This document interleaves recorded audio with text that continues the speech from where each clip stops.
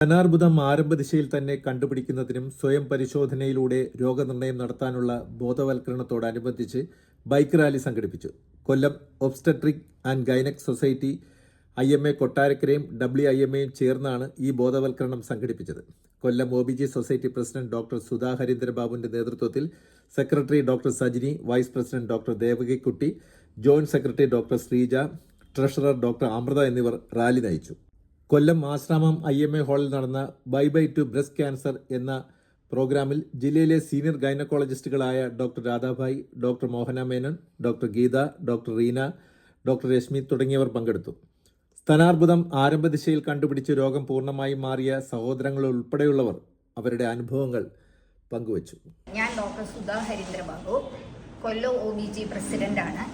ഇന്ന് AKCOG അഥവാ all Kerala obstetric and gynaec സൊസൈറ്റിയുടെ ആഭിമുഖ്യത്തിൽ നടത്തുന്ന ഒരു ബ്രസ്റ്റ് ക്യാൻസർ അവയർനെസ് പ്രോഗ്രാമുണ്ട്. അതാണ് ഈ ബൈ ബൈ ബ്രസ്റ്റ് ക്യാൻസർ എന്ന് പറയുന്നത്. അതോടനുബന്ധിച്ച് കൊല്ലം സൊസൈറ്റിയിൽ നിന്ന് ഒരു ടോർച്ച് കൈമാറൽ തിരുവനന്തപുരം സൊസൈറ്റിക്ക് നാം ചെയ്യുന്നുണ്ട്. അതിൻ്റെ കൂടെ തന്നെ ഒരു ബൈക്ക് റാലി, റോഡ് ഷോയും കൂടെ നടത്തുന്നുണ്ട്. ഇത് പൊതുജനങ്ങൾക്ക് ബ്രസ്റ്റ് ക്യാൻസറിനെ കുറിച്ച് ബോധവൽക്കരണം കൊടുക്കുക എന്നാണ് നമ്മുടെ ഉദ്ദേശം. മാഡം, ഇങ്ങനൊരു ബൈക്ക് റാലി എന്തുകൊണ്ടാണ് ഇങ്ങനൊരു ഇത് പ്ലാൻ ചെയ്യുന്നത്? അതിന്റെ കാര്യം ഞാൻ പറയാം. ഏകദേശം ഒരു 2022 കണക്കും പ്രകാരം ആഗോള തലത്തിൽ 2.3 മില്യൺ കേസസ് ആണ് നാം കണ്ടുപിടിച്ചിരിക്കുന്നത്. അത് കാണിക്കുന്നത് ഏകദേശം 25% രോഗികൾക്ക് കിട്ടുന്നുണ്ട്.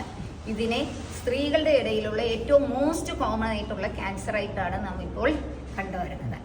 ഇതിന്റെ അടുത്ത പ്രാധാന്യം, ഇത്രയും കേസ് റിപ്പോർട്ട് ചെയ്തതിൽ 6,70,000 സ്ത്രീകൾ മരണപ്പെട്ടു എന്നുള്ളതാണ്.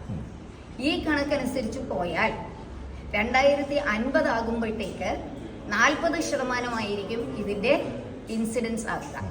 അതുകൊണ്ടാണ് അർജന്റ് ആയിട്ടുള്ള ആൻഡ് കോഓർഡിനേറ്റഡ് ആക്ഷൻ, നമ്മൾ എന്ന് വെച്ചാൽ ദ്രുതഗതിയിൽ നാം ഇതിനൊരു ആക്ഷൻ എടുക്കേണ്ടിയിരിക്കും.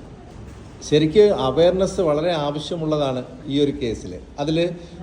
അതായത് ഇൻഡിവിജ്വൽ ആയിട്ടുള്ളവർക്ക്, സ്ത്രീകൾക്ക് തന്നെ എങ്ങനെയാണ് ഇത് കണ്ടുപിടിക്കാൻ, അതിനെക്കുറിച്ചൊന്ന് പറയാം. ആ ചോദ്യം വളരെ പ്രസക്തമാണ്. അവയർനെസ് ഇല്ലാത്തതാണ് അഥവാ അജ്ഞതയാണ് ഇതിൽ പ്രശ്നം.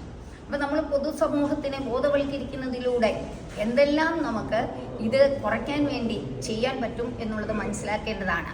അതിൽ ഏറ്റവും പ്രധാനം, ഈ സ്ത്രീകൾ സ്വയം പരിശോധന ചെയ്യുന്നതിലൂടെ ഏർലി ഡിറ്റക്ഷൻ, അതായത് ഈ രോഗത്തെ നേരത്തെ നമ്മൾ കണ്ടുപിടിക്കുകയാണെങ്കിൽ ഇതിന്റെ മരണനിരക്ക് കുറയ്ക്കാം. എങ്ങനെയെന്ന് വെച്ചാൽ ഏർലി ഡിറ്റക്ഷനിലൂടെ ഈ രോഗം മൂർച്ഛിക്കാതിരിക്കാൻ നമുക്ക് സാധിക്കും.